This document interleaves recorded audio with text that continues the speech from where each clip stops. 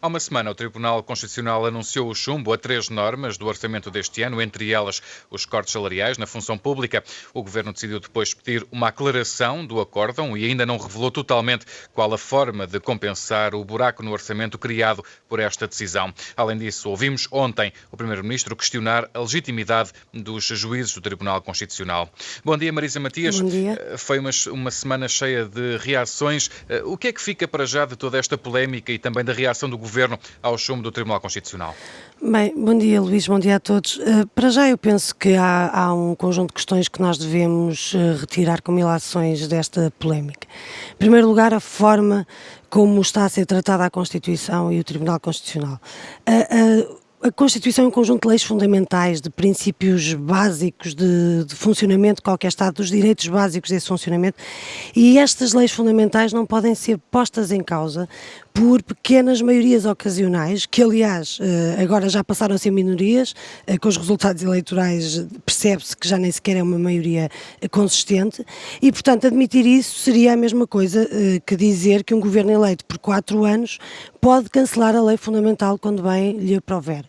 Eu acho que isto é importante dizer, porque isto também nos mostra, e é uma segunda ideia que eu penso que devemos reter, mostra-nos que a austeridade não é apenas incompatível com o Estado Social, mas também é incompatível com o Estado Democrático e com estas manobras que agora começam a produzir-se, começa a ver-se que, pelos vistos, também é compatível com o Estado de Direito. E, portanto, a única modalidade que nós começamos a ver que seria possível para que este governo pudesse pôr em prática o seu programa extremista, seria numa espécie de uma República das Bananas.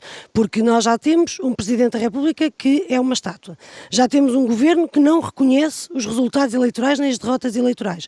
E agora o Primeiro-Ministro parece que quer transformar no Tribunal Constitucional uma espécie de conjunto de fantoches, uma espécie de clones de Miguel Relvas, seria provavelmente o único Tribunal Constitucional que o Primeiro-Ministro reconheceria. E isto anda junto com um discurso muito perigoso que tem sido produzido, de dizer que estamos num período excepcional e em períodos excepcionais a Constituição deve ser flexibilizada. Ora, é mesmo muito perigoso, porque a Constituição serve precisamente para nos defender, sobretudo nos momentos mais difíceis, naqueles em que é mais difícil, a crise está agravada, para garantir que os direitos fundamentais não são violados. E, portanto, nós com estas medidas, com estas alterações, após estes chumbos do Tribunal Constitucional, nós percebemos que temos um governo que é assim uma espécie de equipa criativa, que anda sistematicamente a pensar em medidas para ir buscar o dinheiro, mas é para ir buscar o dinheiro aos do costume. E, portanto, agora quer através do documento da estratégia orçamental tornar os cortes nas pensões permanentes, aumentar as contribuições dos trabalhadores, aumentar o IVA, ou seja, perante o chumbo do Tribunal Constitucional, o que o Governo quer é garantir que é às contribuições dos trabalhadores, aos pensionistas, aos mais pobres, aos desempregados, que vai buscar o dinheiro.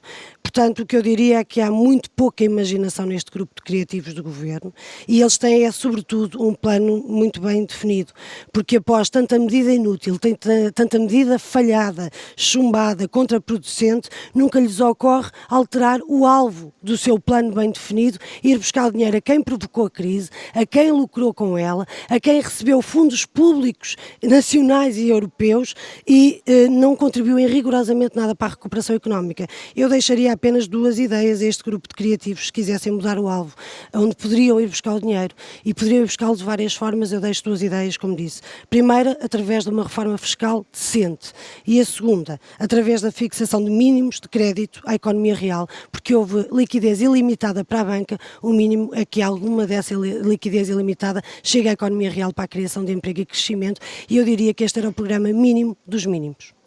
Marisa Matias, voltamos a ouvir a sua opinião na próxima semana. Bom dia. Bom dia, obrigada.